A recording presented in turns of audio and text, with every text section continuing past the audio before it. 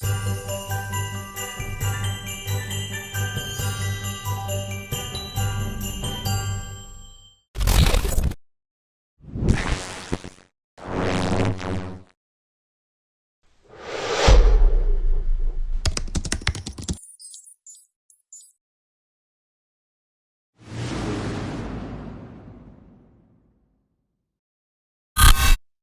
day 1 I started by listing out the major ideas for the game.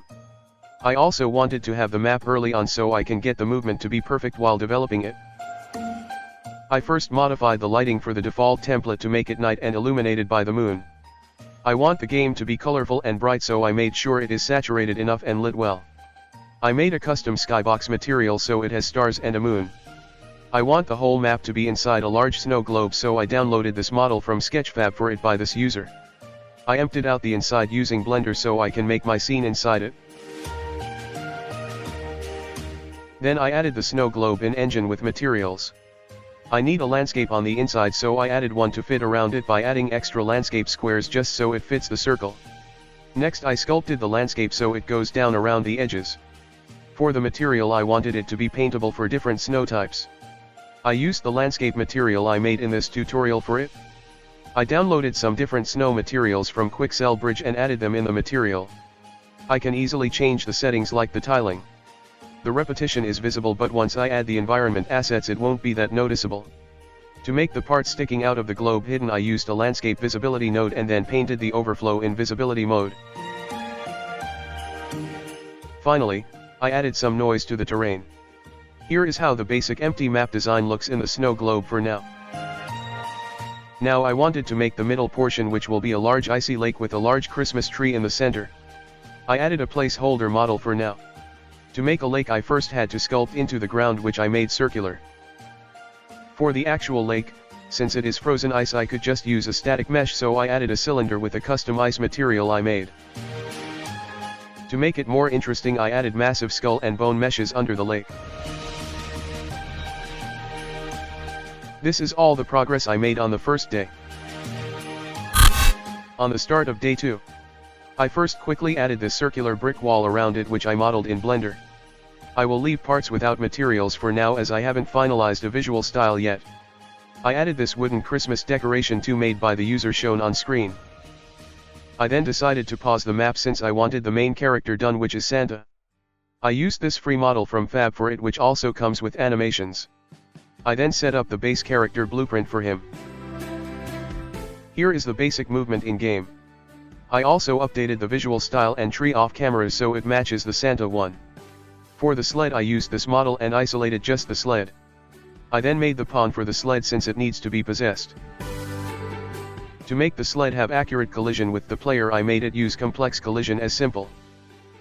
I then made a simple UI for the interaction prompt. I added it to the sled and made it use screen space so it is 3D but still looks like a regular UI. I then made a very simple interaction system which will allow the player to interact with primary and secondary items.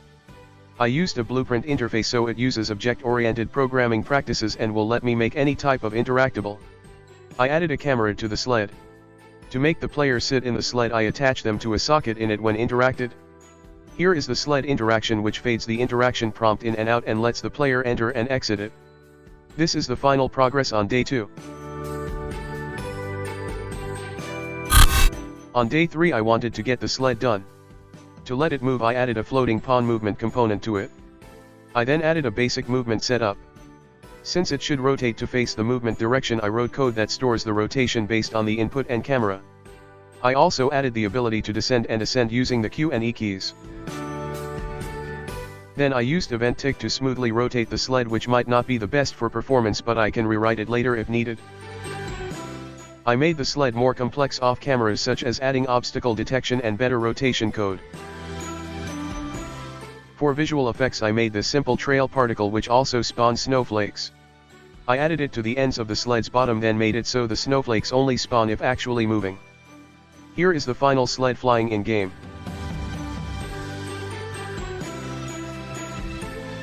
Next I made the sack. To let Santa hold it while moving I made a new pose for it using animation curves in Unreal Engine.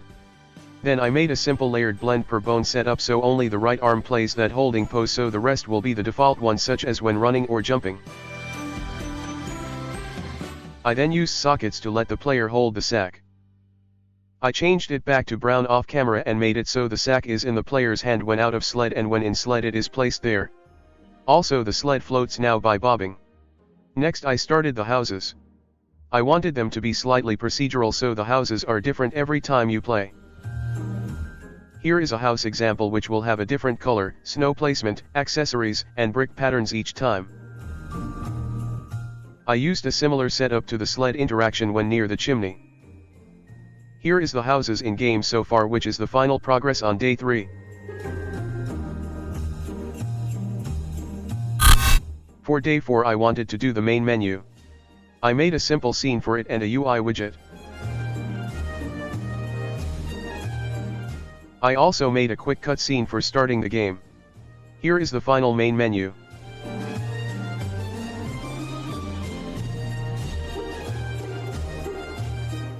I then started the final amusement park area in the map.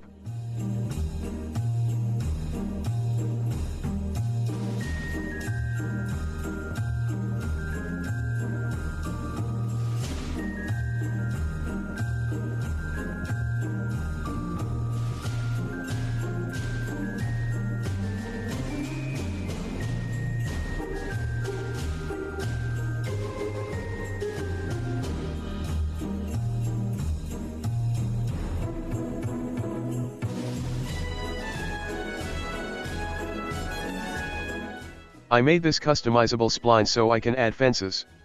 I used it for railings too. That was all I managed to do by the end of day 4. For day 5 I wanted to make mini games for the amusement park. This will consist of the player having to fix sabotaged rides. I did the flying swings one first. I wanted to make a short mini game where the player has to fix the ropes which have been weakened by clicking on buttons. They will be widget-based mini-games. I also made the quest system for the game, which I made modular. The UI is dynamically created to contain the task list.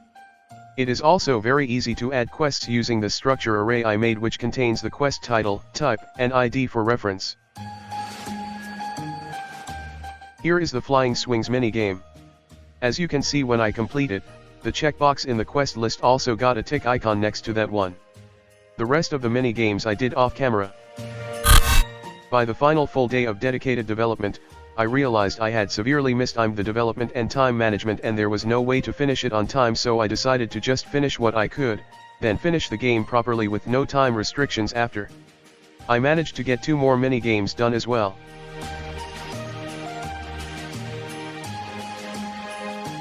I decided to just finish the map for the final day, so I first added a variety of buildings to the level, such as a shopping center, parking lot, greenhouse, restaurant, pizza and burger shops, cafe, small shops, the main town hall, and markets.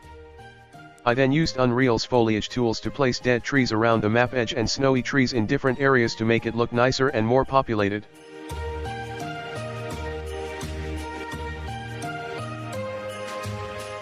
Next I added the snow. I needed it to cover the whole area, so to save on performance I made it much smaller than the actual globe, then updated the position of the snow to match the players so it looks like it is actually covering the entire map when it isn't. I then added the rest of the houses and the map was done by the end of day 7.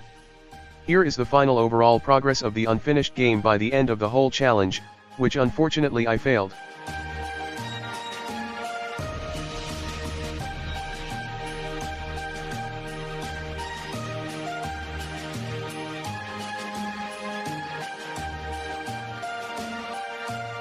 I realized that I set far too large a scope for a 1-week challenge, and so I wasn't able to finish the core mechanics I initially planned, and I also didn't have time to add a lot of other expected features such as the sound effects and game over screens.